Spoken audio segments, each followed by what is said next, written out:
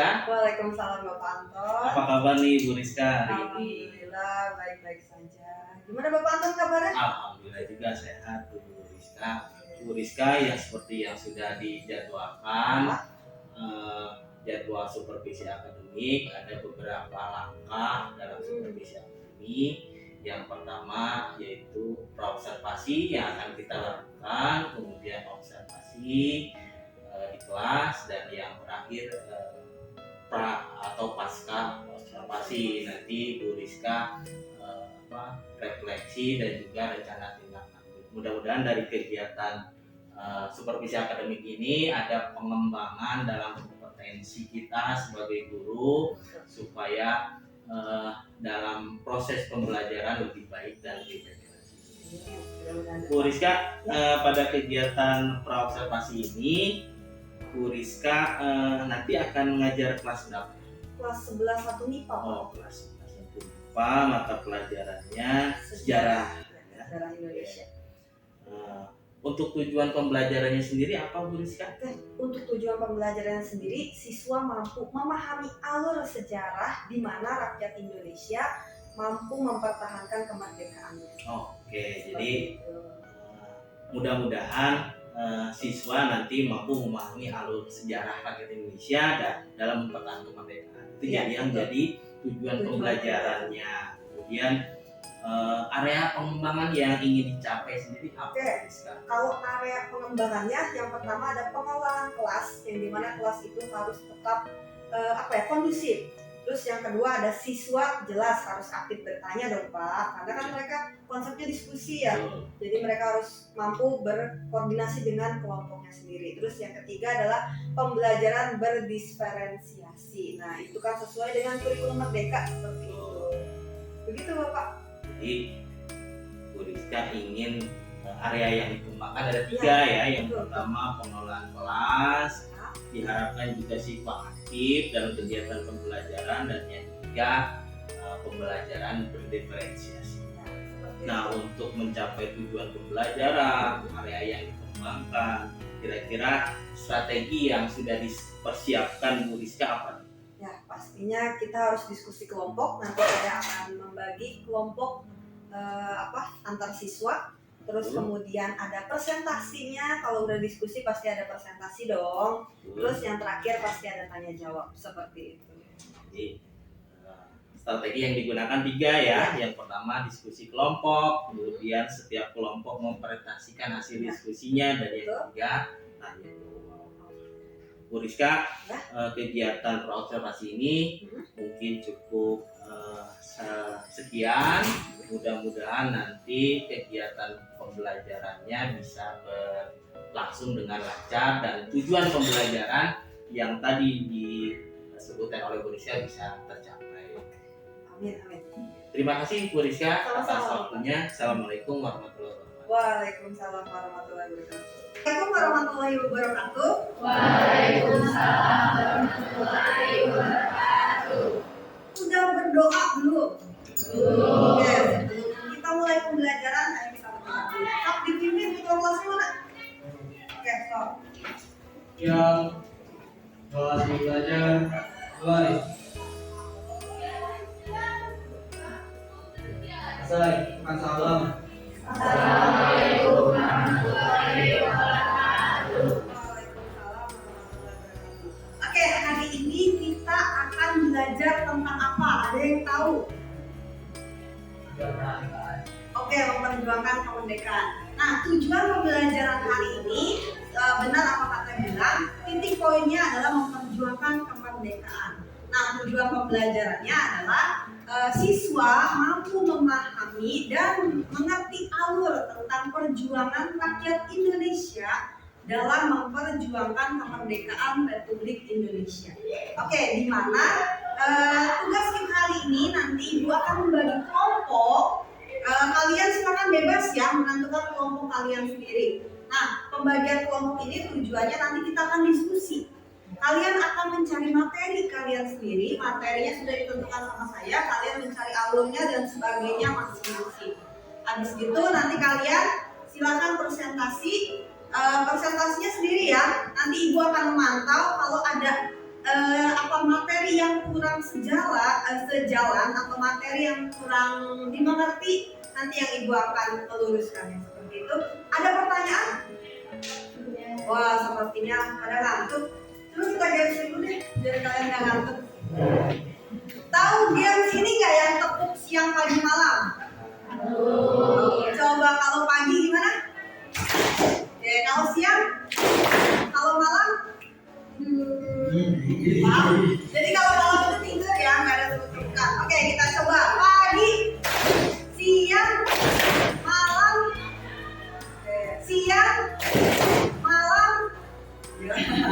Bisa ya? Kita coba. 1, 2, 3, malam, siang, malam, pagi, pagi, malam. Iya. Oke, teman-teman buat kita. Oke, tujuan pembelajarannya. Gak apa-apa nanti bikin. Pinjam ya. Oke. Tadi sampai mana di sini? Jadi materinya nanti akan di-share ke ketua kelas. Oke, udah di-share ya? Tolong di-share ke teman-temannya materinya tentang apa. Sudah dapat semuanya materinya? Sudah. Oke, kalau sudah silakan bagi kelompok. Bebas sesuka hati kalian, mau sama siapa bebas. Di sini ada berapa orang? 35. Berarti kita bikin 7 kelompok. Jadi satu orang berapa kelompok? 5 ya. Jadi satu kelompok itu 5 orang, kita bikin 7 kelompok. Oke, stop, silakan. Bikin kelompok masing-masing. Terus ayo ya.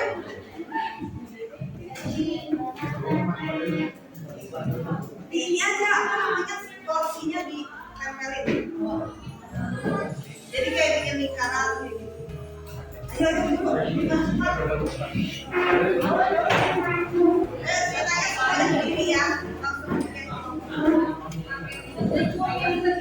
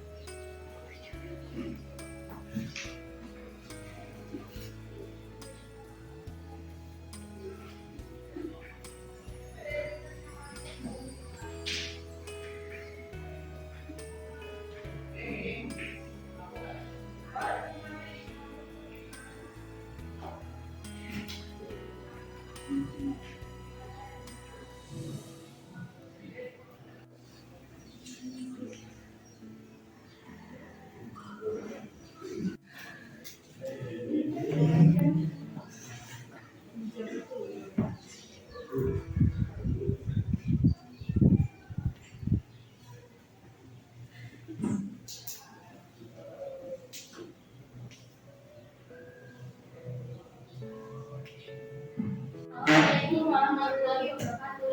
Waalaikumsalam warahmatullahi wabarakatuh.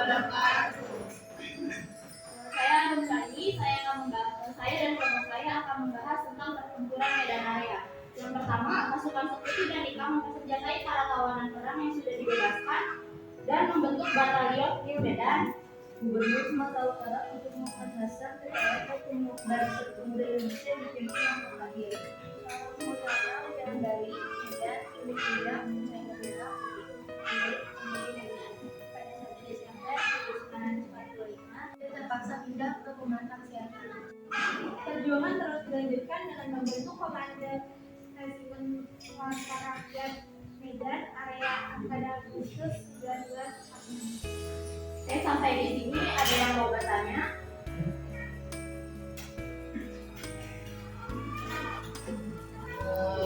Tujuannya ada pertemuan area itu? Oke, sambung dulu ya, satu lagi. Kenapa candi yang diracuni bisa bikin situasi makin panas? Oke, terima kasih pertanyaannya. Oke, jadi saya akan menjawab pertanyaan dari Bu Gilang. Yang pertama, apa tujuannya pertempuran Medan Area itu? Tujuannya adalah membebaskan kota Medan dari sekutu, karena pertempuran Medan Area adalah peristiwa perlawanan rakyat terhadap pasukan sekutu yang ada di Medan. Tujuannya untuk membebaskan rakyat kota Medan itu dari sekutu.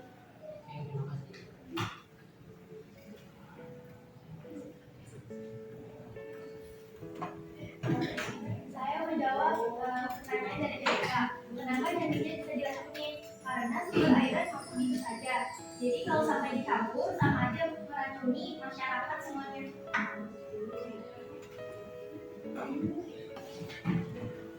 Sekian dari kami, mohon maaf jika ada kesalahan, perkataan atau jawabannya yang masih kurang lebih mohon maaf. Assalamualaikum warahmatullahi wabarakatuh. Waalaikumsalam.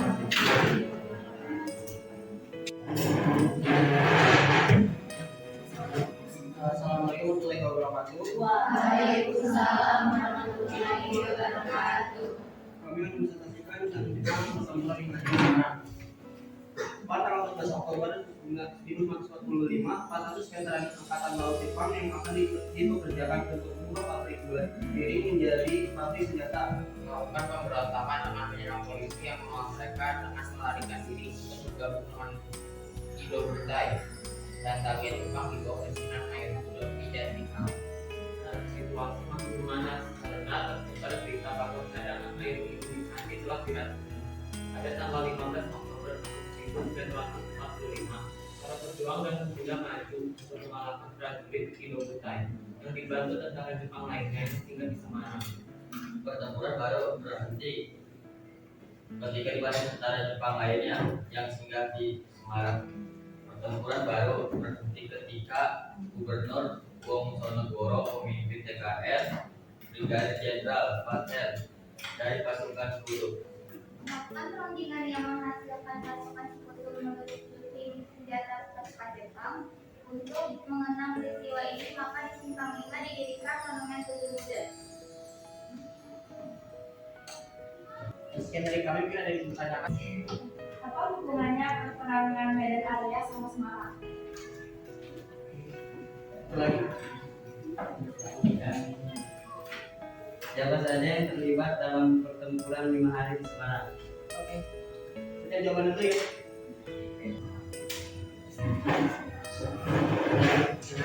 Dijawab pertanyaan Haji. Yang terlibat dalam peperangan 5 hari di Semarang itu ada Dr. Karyadi atau Kepala Laboratorium Pusat Rumah Sakit Rakyat atau RS Purasara. Ada Mr. Wongsonegoro atau Gubernur Jawa Tengah, Dr. Sukaryo dan Sudan Komunitas Jakarta atau Indonesia yang ditangkap oleh Jepang. Mayor Kido pemimpin Indo-Butai yang berpusat di Jatingalek. Asman Singo Dimejo perwakilan perundingan gencatan senjata dari Indonesia. Jenderal Nakamura perwira tinggi yang ditangkap oleh TKS di Magelang. Untuk pertanyaan Maria, maaf tidak bisa dijawab. Mungkin ada yang bisa bantu jawab.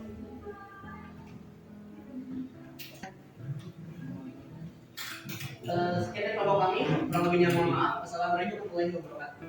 Waalaikumsalam warahmatullahi wabarakatuh. Bagaimana? Seru tidak diskusinya? Materinya tadi tentang apa aja? Di pertempuran antara Indo Indonesia mempertahankan kemerdekaan itu ada dua ya. Ada melalui pertempuran senjata, gencatan senjata, ada pertempuran melalui diplomasi. Nah, yang tadi kalian bahas adalah pertempuran melalui senjata atau gencatan senjata. Tadi kan ada satu pertanyaan yang belum dijawab. Ada yang mau menjawab? Oke, boleh. Apa nih? Sambil berdiri. Jadi jawabannya kalau misalnya daerah itu emang nggak ada hubungannya, tapi kalau tadi itu memang ada hubungannya karena dia merupakan satu-satunya mata air yang dipakai oleh masyarakat. Oke, betul. Tepuk tangan dong. Oke, saya butuh satu orang deh buat menyimpulkan. Ada yang mau? Oke, boleh. Sok. Buat kesimpulannya hari ini mengapa kita mempertahankan Indonesia? Karena ada beberapa poin menurut saya. Yang pertama, kita mempertahankan suatu negara itu sulit. Yang kedua, untuk membentuk suatu negara itu nggak mudah dengan asal timbal balik suatu sebenarnya berterima kasih saja, karena kita semua ini harus memperjuangkan semuanya dulu. Kita nggak awalnya Indonesia terbentuk itu tidak hanya dengan sebatas suatu negara yang terbentuk dari awal, tapi kita semua itu harus mempertahankan dari peperangan antara negara-negara lainnya. Oke, betul. Tepuk tangan dong.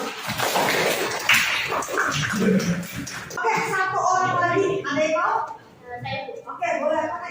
Jadi benar kata bilang tadi, kalau mempertahankan kemerdekaan Indonesia itu sangat sulit karena pada zaman dulu banyak penduduk asli yang menjadi pengkhianat, seperti membocorkan beberapa rahasia kepada sekutu. Misalnya kayak tadi antara pertempuran Medan Area dengan pertempuran Lima Hari di Semarang, itu mereka candinya sama-sama diracun. Itu mungkin karena ada pengkhianat di desa yang membocorkan tentang candi itu.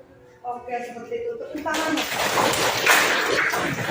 Sudah dijawab ya. Terus juga sudah ada yang menyimpulkan. Jadi saya lebih ringkas lagi, lebih paham lagi bahwa memang untuk mempertahankan kemerdekaan itu nggak susah.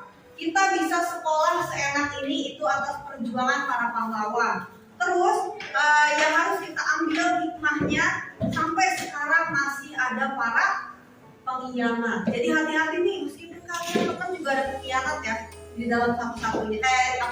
Salah satunya pasti ada pengkhianat. Kalian pernah pacaran? Hati-hati, kalian bisa ditikung. Sekarang banyak tikungan-tikungan tajam yang bisa merebut satu sama lain. Oke? Untuk minggu depan kita masih tetap membahas tentang materi ini karena ada beberapa materi yang belum dibahas ya. Nah, kita lanjutkan lagi minggu depan. Terima kasih untuk hari ini. Wassalamualaikum warahmatullahi wabarakatuh. Waalaikumsalam. Oke, tepuk tangan untuk kalian semua. Assalamualaikum Bu Rizka. Waalaikumsalam kantor. Bagaimana nih perasaan Bu Rizka setelah tadi mengajar? Alhamdulillah, perasaan saya sangat senang. Terus kemudian saya juga bersyukur kegiatan belajar mengajar ini berjalan dengan lancar, materi pun tersampaikan. Alhamdulillah ya, Bu Rizka. Terus mengenai tujuan pembelajarannya apa sudah tercapai menurut Bu Rizka? Untuk tujuan pembelajaran alhamdulillah sudah tercapai, materi pun tersampaikan. Oke, Alhamdulillah. senang sekali mendengarnya Bu Rizka. Terus kemudian area pengembangan tadi kan Bu Rizka, area yang dikembangkan berupa pengelolaan kelasnya, kemudian bagaimana keaktifan siswa dan pembelajaran. Tiga hal itu bagaimana Bu Rizka? Alhamdulillah berjalan ya maksimal lah, kayak 80%. Kayak diskusinya, alhamdulillah diskusinya lancar. Pengelolaan kelasnya luar biasa, sangat kondusif. Hanya saja siswa kurang aktif. Kebanyakan siswa lebih menyimak ketimbang keaktifan bertanya seperti itu. Terus pelaksanaan pembelajaran berdiferensiasinya kurang berjalan. Berarti ada hal yang sudah baik Ya. gitu ya. Kelas sudah kondusif, kemudian sebagian siswa sudah aktif, walaupun yang kurang baiknya beberapa siswa masih terlihat pasif. Dan kemudian hal yang perlu ditingkatkan juga mengenai pembelajaran.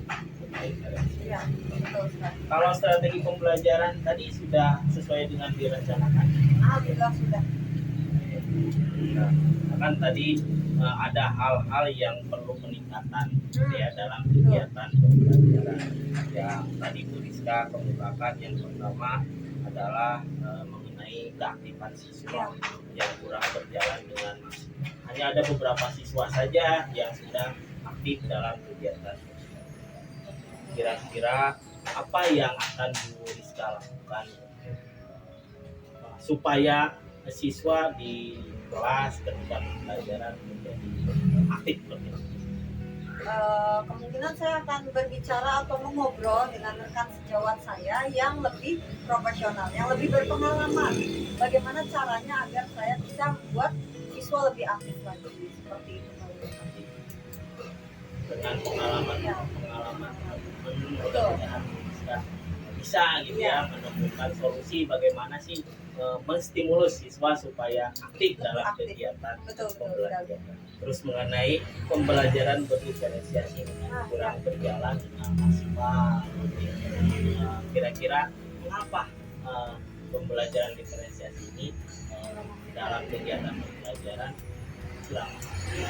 Karena saya kurang berpengalaman, lebih tepatnya. Terus saya juga kurang mengobservasi siswa, terus kemudian siswa juga kurang mengenali dirinya sendiri. Mereka lebih bingung, saya harus kemana Bu, gitu. Jadi mereka belum tahu minat mereka kemana, kemudian saya juga kurang mengobservasi mereka seperti itu. Ada dua hal yang Ada jadi dua hal. penyebab ya. Jadi Yang penyebab. pertama, Ibu Rizkanya sendiri kurang Ya. observasi, kurang lebih mengenali Ya, siswanya, seperti kemudian itu. siswanya juga masih bingung, Masih bingung. tentang bakat minatnya apa gitu Iya, ya. betul. Nah, supaya siswanya tidak bingung, kemudian pembelajaran diferensiasi berjalan dengan baik di kemudian hari, kira-kira apa yang harus dilakukan oleh siswa? Sepertinya saya akan mencari sumber belajar ya Pak, sumber belajar. Kemudian saya akan mencari sumber belajar yang dimana sumber belajar yang lebih relevan dengan cara menggunakan platform Merdeka Mengajar seperti itu. Di platform Merdeka Mengajar kan ada pembelajaran diferensiasi. Ya, seperti itu. Ya, jadi mungkin akan menonton beberapa video-video tentang atau materi tentang pembelajaran. Pembelajaran diferensiasi. Kira-kira kapan nih rencana tindak lanjut yang akan dilakukan oleh Bu? Secepatnya Pak, pasti secepatnya. Karena kalau misalnya saya hanya melihat begitu aja tanpa ada pengembangan, tanpa ada pergerakan, wah kasihan juga siswanya. Saya juga tidak akan punya pengembangan diri. Insya Allah secepatnya, karena saya sangat tertarik dan benar-benar antusias banget kalau misalnya untuk perbaikan diri saya sendiri. Bisa kalau itu bisa punya motivasi dari internal, dari motivasi Diri intrinsik dari diri sendiri, Seperti itu.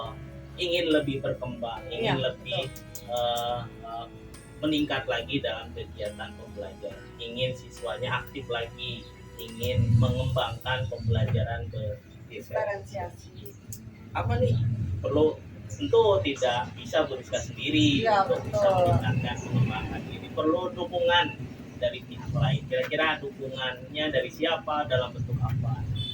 Kalau dukungan jelas ya Pak, dari Bapak Kepala Sekolah, terus kemudian dari rekan-rekan saya, rekan-rekan sejawat, dan lebih tepatnya dari siswa. Karena kalau misalnya saya sendiri yang berkembang, siswanya juga tidak mau diajak berkembang kan sulit. Jadi lebih diutamakan adalah siswa. Terima kasih Bu Rizka. Sama. Kegiatan pasca observasi, kegiatan coaching pasca observasi ini alhamdulillah sudah berjalan dengan baik. Alhamdulillah. Insya Allah kita akan bertemu kembali. Amin. Siap, Mudah-mudahan ada kabar baik nih Bu Rizka, Amin. sudah mempelajari lebih lanjut, sudah mengerti, sudah lebih memahami bagaimana menstimulus siswa, bagaimana melakukan pembelajaran diferensiasi. Dan Siap. endingnya tentu saja Bu Rizka, kita semua bisa melakukan pelaksanaan pembelajaran yang bersama. Terima kasih Bu Rizka atas waktunya. Mudah-mudahan kita berkembang lagi. Assalamualaikum Bu Rizka. Waalaikumsalam warahmatullahi wabarakatuh.